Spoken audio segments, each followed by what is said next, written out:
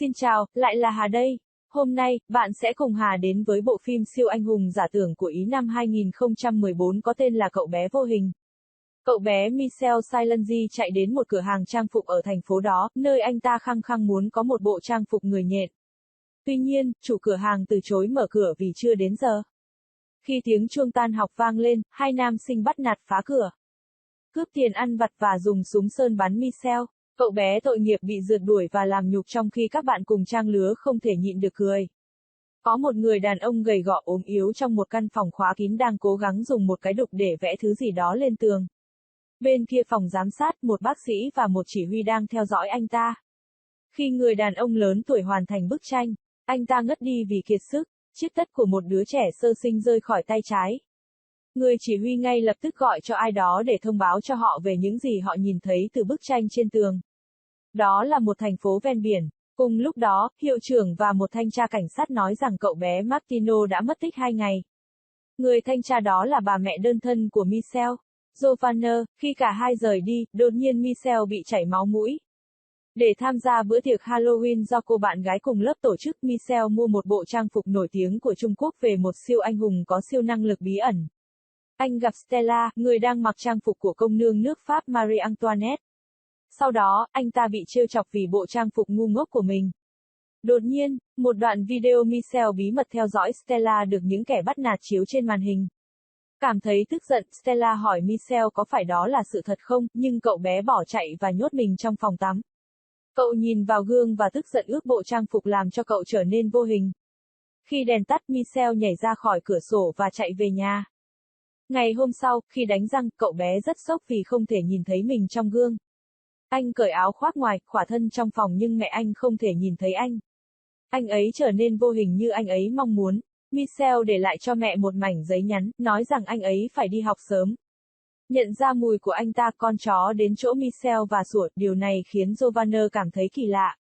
Sau đó, Michel che kín toàn thân và đạp xe đến trường.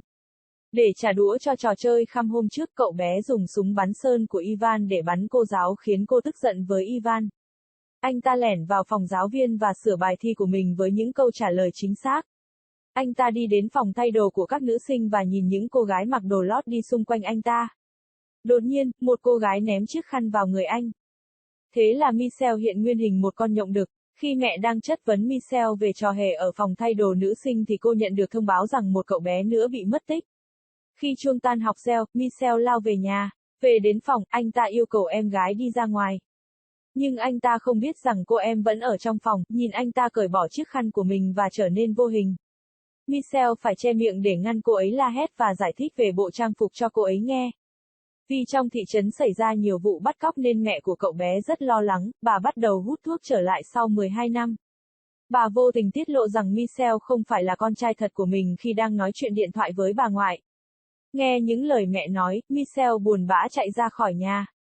Ngày hôm sau, khi vô hình ngồi một mình trên xích đu, Stella đang tiến về phía Michel. Không hề sợ hãi trước chiếc xích đu đang di chuyển, Stella nói chuyện với Michel và thậm chí còn cho anh ta kẹo.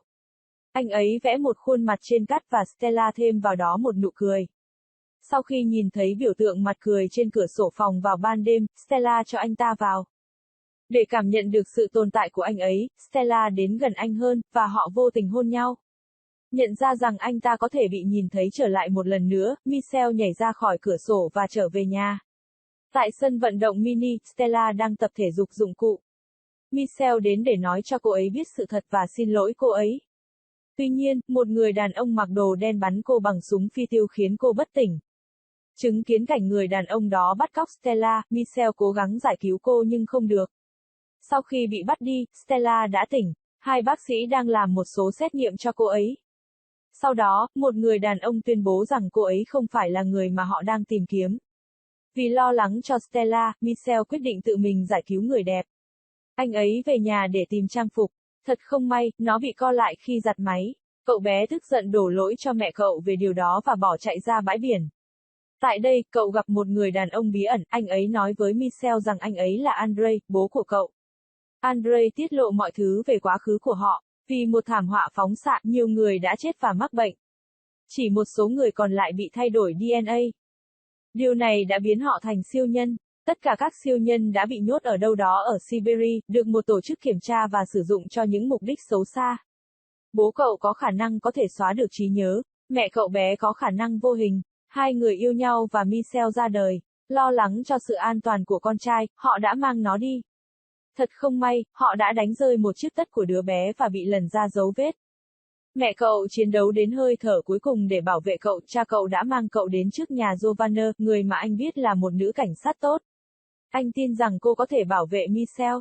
Sau đó, anh ta đưa cho Michelle một bộ đồ có thể khiến cậu tàng hình mà không cần cởi quần áo. Khi vừa thay trang phục mới thì người của tổ chức bí mật, bác sĩ Vasily, đã đến và phát hiện ra cậu bé. Michelle cố gắng trốn thoát nhưng không thành công vì tất cả các cửa đều bị khóa. Michelle trở nên vô hình, và chống trả để chạy trốn. Bác sĩ Vasily sử dụng bột để xác định vị trí của Michelle. Anh ấy cũng thuyết phục Michelle rằng với sự hỗ trợ của anh ấy, Michelle có thể phát huy tối đa siêu năng lực của mình. Tuy nhiên, Michelle đã đá vào củ cà rốt giữa chân gã bác sĩ và trốn thoát. Trên đường đi cậu gặp anh bạn hay bắt nạt Ivan và nói hết sự thật cho cậu bạn nghe. Trong phòng giam, những đứa trẻ đang tìm cách trốn thoát.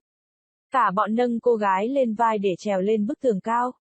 Để tránh bị phát hiện, cô đi trên bức tường qua đầu các lính canh và chạy lên lầu. Cô tìm thấy ánh đèn sân khấu lớn trên đỉnh của tòa nhà và vẽ một mặt cười trên đó trước khi thắp sáng nó lên bầu trời. Nhận ra tín hiệu từ Stella, Michelle và Ivan nhanh chóng đến đó. Sau khi Ivan bắn hệ thống điều khiển vào cánh cổng, Michelle đi vào bên trong căn cứ và tìm thấy bác sĩ Vasily ở đây. Người bảo vệ bắt Stella trên sân thượng và đưa cô trở lại phòng giam. Chứng kiến điều đó, Michelle dùng bình cứu hỏa đánh anh ta, lấy súng và buộc hai bảo vệ phải vào phòng giam, để hai cậu bé mất tích ra ngoài. Tuy nhiên, Stella nói với Michelle rằng còn có một người đàn ông lớn tuổi đang bị mắc kẹt trong con tàu. Sau đó, anh đi theo Stella để giải cứu người đàn ông lớn tuổi. Khi họ đến gần hơn, Stella đột nhiên thay đổi sắc mặt và chĩa súng vào Michelle.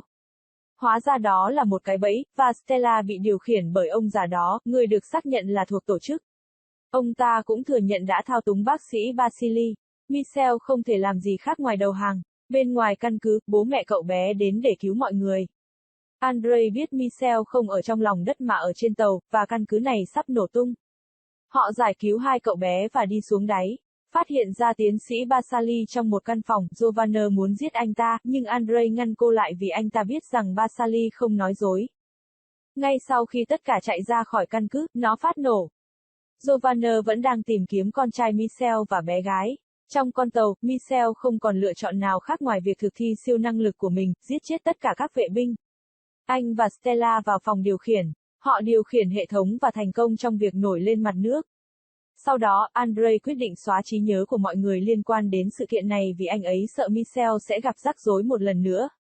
Tóm tắt đến đây thôi, nhớ đừng quên nhấn cái nút đỏ có võ phía dưới để ủng cho kênh của Hà nhé. Cảm ơn các chim non.